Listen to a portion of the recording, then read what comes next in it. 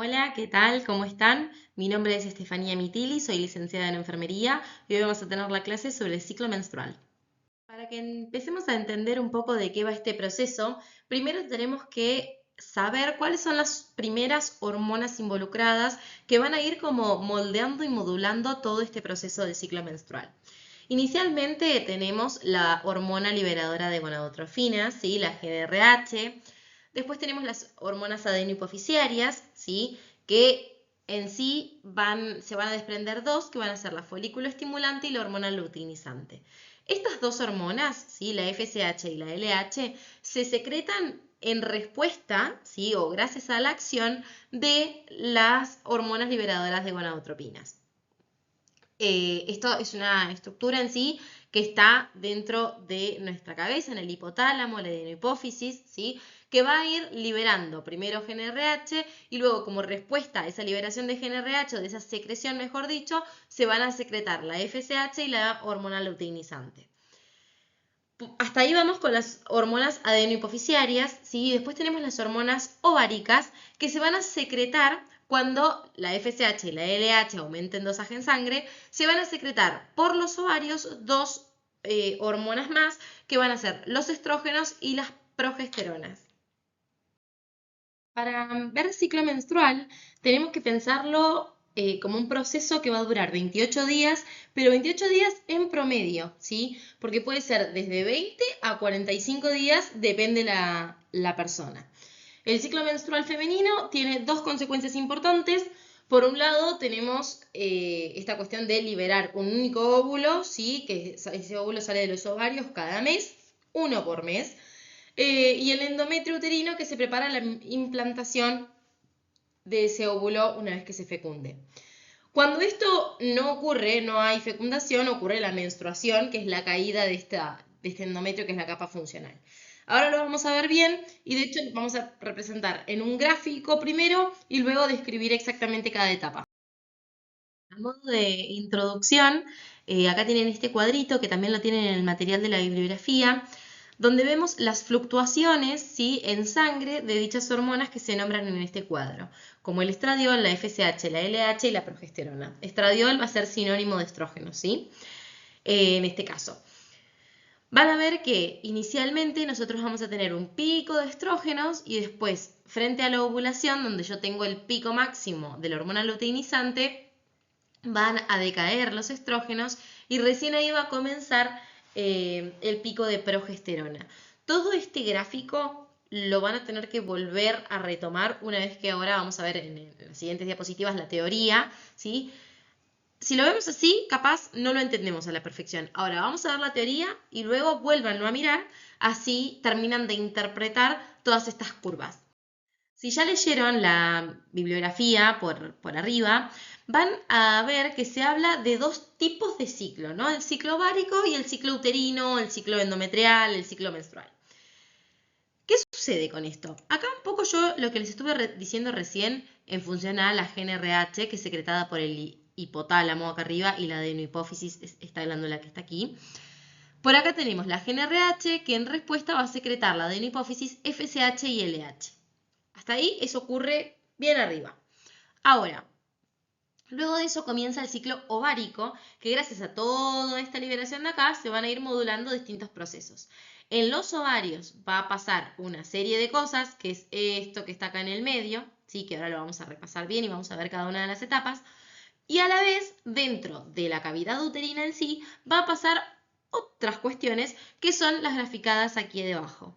¿Sí? Todas estas dos, tanto el ciclo ovárico como el ciclo uterino, van a estar siendo moduladas por las hormonas que van a andar dando vueltas por ahí en dosaje en sangre, que es lo que hablábamos recién, en cuanto a la GnRH, la FSH, los estrógenos y la progesterona. Durante la niñez, todas las personas que son uteroportantes tienen los ovarios completamente inactivados. Cuando comienza la pubertad, que es a partir más o menos entre los 9 y los 12 años, la hipófisis va a comenzar a secretar dos hormonas que son la FSH y la LH, y esto va a culminar con la iniciación de los ciclos sexuales, ¿sí? Que esto ocurre más o menos entre los 11 y los 15 años. Nosotros siempre damos rangos, nunca decimos tal día pasa esto, tal año pasa lo otro, porque la realidad es que son todos los cuerpos muy distintos y va a ir cambiando de persona a persona. Cuando nosotros hablamos de la menarquía o que una persona es menarca, significa que tiene su primer ciclo menstrual, ¿sí? Y para entender un poco de las gonadotrofinas y del ciclo ovárico, vamos a ver algo en líneas generales, que es para que ustedes entiendan cuando la FSH y la LH llegan, ¿sí?, al ovario, no entran directamente a la célula, sino que se van a unir a receptores en la membrana, como si fuese una llave, ¿sí?, de una cerradura.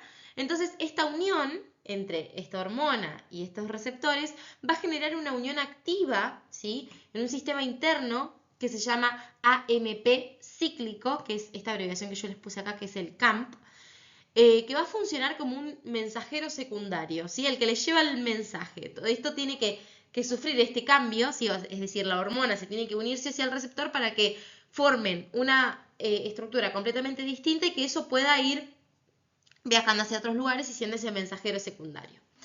Ahora, este AMP, como podríamos decir, cíclico, activa proteínas, ¿sí?, que son las sinasas, que encienden enzimas dentro de las células. Para que ustedes se den una idea, las enzimas, todas las enzimas de nuestro cuerpo son proteínas, y las enzimas pueden ser, o siempre son, mejor dicho, catalizadoras, es decir, que la enzima siempre rompe algo. Siempre, siempre, siempre la enzima es una molécula que rompe otra, ¿sí?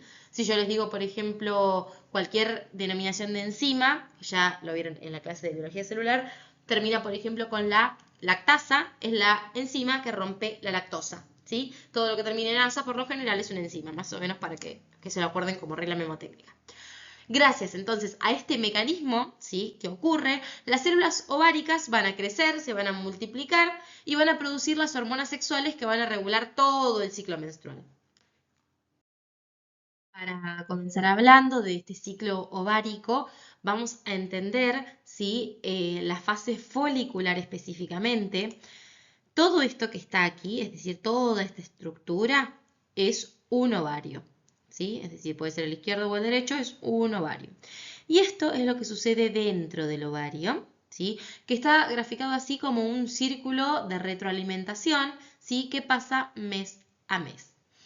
Ahora lo vamos a ver bien el proceso, pero tiene que ver con que este folículo primordial, ¿sí?, acuérdense que primero nosotros estamos completamente inactivados durante la niñez y luego cuando se empiezan a secretar la FSH y la LH, cuando empieza a haber una maduración, ¿sí?, mayor, este folículo primordial va a empezar a desarrollarse, ¿sí?, a multiplicarse y demás, y van a ir pasando varios procesos hasta que ese folículo se rompe, va a liberar, ¿sí?, el óvulo con su corona radiada y toda esta estructura que está aquí se tiene que reabsorber en algún punto, ¿sí?, porque esto no se excreta, sino que se transforma en cuerpo lúteo hasta que se degenera. Y luego, al otro mes, este ciclo ya vuelve a comenzar. Ahora vamos a ir paso por paso de toda esta imagen. Dentro del ciclo ovárico, inicialmente se presenta la elevación de la FSH que sube y va a ir estimulando el crecimiento de varios folículos primarios, entre 6 y 12.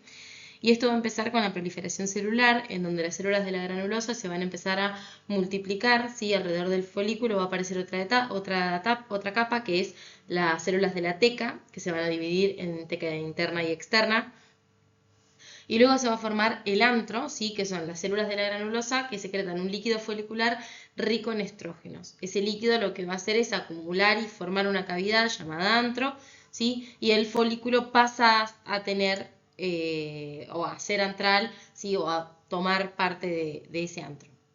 Luego de eso, los estrógenos dentro de ese folículo hacen que las células de la granulosa expresen cada vez más receptores de FSH y la FSH más los estrógenos van a estimular a los receptores de la hormona luteinizante en la granulosa y esto va a aumentar cada vez la secreción hormonal. Todo esto lo ponemos en un marco de retroalimentación positiva porque es como quien dice, un círculo vicioso, ¿no? Siempre que sea retroalimentación positiva significa que eso se va incentivando constantemente. Si yo les digo que es un mecanismo de retroalimentación negativa es porque corta con el impulso, con el estímulo. En este caso es positivo.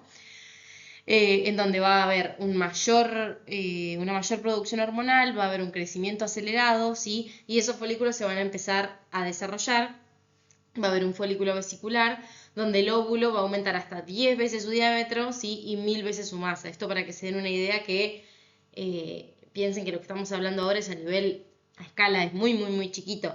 Para que se den una idea, un ovario tiene el tamaño aproximadamente de una almendra. Es algo muy chiquito y si yo les digo que hay muchos folículos dentro, uno dice, cuando vemos la imagen es mucho más simple que después en la realidad esto no es, no se ve fácilmente, ¿sí?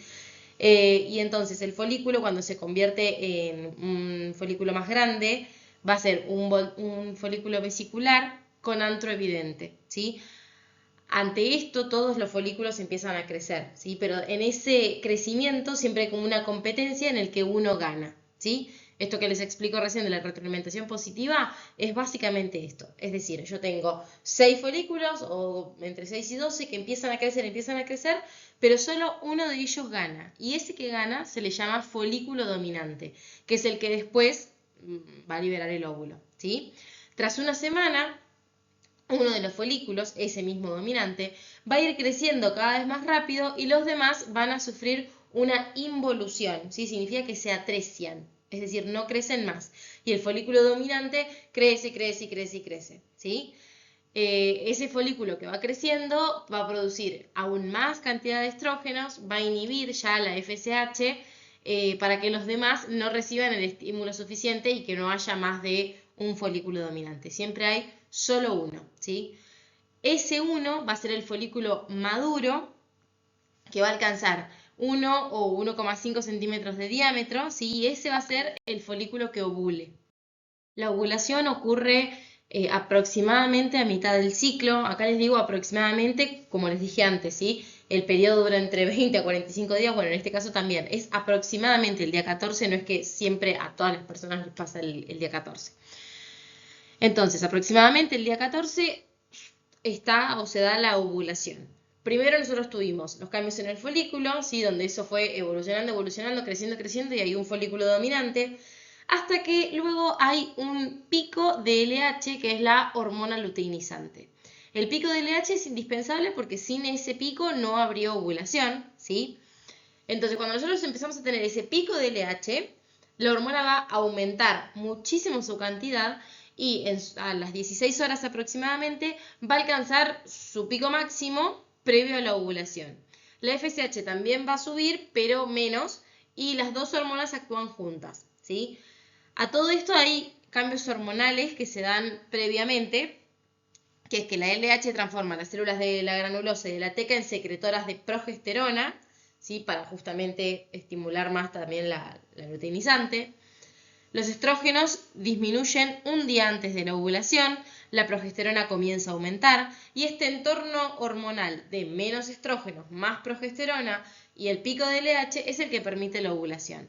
Para que ustedes se den una idea, es como si vieron esos globos que existen en donde hay un globo grande y después muchos chiquititos adentro y forman, ¿no? Quedan como muy lindos para los cumpleaños. Bueno, el globo grande es el ovario y los chiquititos de adentro son los folículos. Imagínense que todos los folículos empiezan a inflarse esos globos, pero llega un momento en el que ese crecimiento se detiene, la mayoría de ellos se atresian y solo uno sigue creciendo. ¿Qué sucede? Ese globito crece hasta que ya no da más. Cuando ya no da más, caen los estrógenos, aumenta la progesterona y hay un pico de hormona luteinizante. Cuando llega ese pico de hormona luteinizante, ese globo se estiró tanto que ya no dio más y se explotó. Cuando se explotó, sale de adentro de ese globo el papel confeti, ¿sí? Que en realidad vendría a ser un solo confeti, que va a ser ese óvulo, ¿sí? Entonces tenemos dentro del ovario un montón de folículos donde solo uno crece, ese crece, crece, crece hasta que se explota y una vez que se explota libera el óvulo, ¿sí? ¿Qué sucede con ese globo que queda ahí explotado, ¿sí? Nosotros dijimos que sale ese papel confeti, ese óvulo, listo, se desprendió, ya está, y se va de viaje, ¿sí? Listo para ser fecundado. Ahora bien, ¿qué sucede con ese globo, ¿sí? Con el material del globo que queda dentro del ovario? Bueno, este proceso se llama fase lútea, ¿sí? Que tras la ovulación, las células de la granulosa y la teca interna se van a transformar en células luteínicas, conformando el proceso de luteinización. Acá estamos hablando de el globo, ¿sí? De las paredes del globo. Estas células van a aumentar de tamaño, van a acumular cada vez más lípidos, por eso siempre que nosotros lo dibujamos con aspecto amarillento, ¿sí? Y forman el cuerpo lúteo. El cuerpo lúteo secreta más que nada progesterona, pero también estrógenos, ¿sí? Y también van creciendo, pero después eso empieza a involucionar. Se empieza a volver cada vez más chiquitito, más chiquitito, más chiquitito, ¿sí? Hasta que sufre la atresia total. En este caso, nosotros tenemos el cuerpo lúteo, que va a ser ese globo que queda ahí chirlo, ¿no es cierto? Después de que se estiró, se explotó y nos queda esa goma del globo. Bueno, eso va a ser el cuerpo lúteo y luego se va a transformar en cuerpo albicans, que es el tejido cicatrizal, ¿sí? Que es esto que yo les digo. Ahora, todo este proceso de luteinización, vamos a necesitar ese pico de LH tanto para la ovulación como para este proceso también. Y es esencial para que una vez que yo ya ovulé, es para transformar las células de la granulosa y la teca en células luteínicas, ¿sí? Para mantener la secreción hormonal de ese cuerpo lúteo. El cuerpo lúteo empieza con esta degeneración y tarda aproximadamente 12 días en degenerarse por completo, ¿sí? Que es aproximadamente, ya les digo, lo que tarda con el comienzo del nuevo ciclo. Todo esto tiene que ver con las cuestiones hormonales y los picos del gráfico que veíamos al principio. Al final del día 26 aproximadamente, el cuerpo lúteo ya se degenera, caen las hormonas, ¿sí? Y esta caída hormonal va a promover a la menstruación en sí y va a permitir que la FSH y la LH vuelvan a subir. ¿Por qué? Porque se inicia el nuevo ciclo. Todo lo que expliqué acá en función al ciclo ovárico específicamente, este es el punto en donde vuelve a arrancar. Cuando les hablo del gráfico de Campana y esta fluctuación que se da hormonal, lo pueden graficar en esta imagen que está súper claro cuando es el pico en sí de la ovulación. Abajo tienen los días del ciclo sexual femenino y después graficadas las hormonas. Ahora bien, hasta acá estuvimos hablando siempre de lo que pasaba dentro del ovario. Ahora vamos a ver qué sucede con el útero, ¿sí? ¿Por qué? Nosotros en el ovario pasan un montón de procesos. Ahora bien, cuando ese confeti sale, ese óvulo sale, va a viajar, ¿sí? Y si es fecundado, ¿sí? Es decir, que va a haber un nacimiento de un niñito, si es fecundado, ese bebé se tiene que crear en alguna casita, ¿sí? Esa casita va a ser el útero y nosotros necesitamos prepararlo, ¿sí? No va a ir a una cavidad así nomás, sino que va a ir a una cavidad linda, toda acolchonadita, lista para recibirlo, ¿sí? Esa es la analogía que quiero que más o menos piensen para entender todo esto del ciclo menstrual. Acá tenemos un gráfico como el que les decía de Campana en cuanto a lo hormonal. Acá pasa lo mismo con las paredes, ¿sí? Del endometrio. El endometrio está compuesto por varias capas, ya lo van a ver en otra clase del ingreso, pero en sí el ciclo, o mejor dicho, el endometrio, es la capa funcional, ¿sí? Del útero y es la que se desprende con la menstruación. Entonces, inicialmente nosotros vamos a tener los primeros 11 días aproximadamente, vamos a tener la fase proliferativa, en donde toda esa capa va a ir creciendo, la fase secretora, ¿sí? Donde va a haber varios cambios y es como el pico máximo de la extensión de esa capa, y luego la fase menstrual, que va a ser el desprendimiento de esa capa funcional del útero, que es el endometrio. Ahora bien, si llega a haber embarazo, que se da más o menos por acá, ¿sí? Esto no se va a ir todo esto no va a caer, sino que se va a mantener constante y va a alojar a ese bebito que se va a unir, ¿sí?, a todo este tejido que va a estar acá arriba. Ahora bien, si nosotros estamos en este punto y no recibimos un óvulo fecundado, esta capa, toda esta membrana, se va a caer y va a salir en la fase menstrual, como bien conocemos la menstruación. La fase proliferativa es en sí la fase estrogénica, ¿sí? Y es la fase de reconstrucción del endometrio, gracias a los estrógenos. Como recién vimos, toda la parte ovárica, estamos hablando de que hubo una menstruación, ¿sí? Que vendría a ser como ese día cero, y después comienza a proliferar. Es donde este endometrio queda reducido, pero empieza como a recuperarse. Todo esto es gracias a los estrógenos que promueven la proliferación celular, ¿sí?, del estroma y de las células epiteliales, y entre 4 a 7 días el endometrio se vuelve a revitalizar, ¿sí? Ahora, durante la semana siguiente, el endometrio se va a engrosar más todavía, entre 3 a 5 milímetros, y las glándulas endometriales van creciendo y los vasos sanguíneos se multiplican. Más adelante van a ver qué características tienen estas glándulas endometriales, qué características tienen los vasos sanguíneos, porque después son los que van a irrigar en cierto modo a todo lo que es la placenta y demás.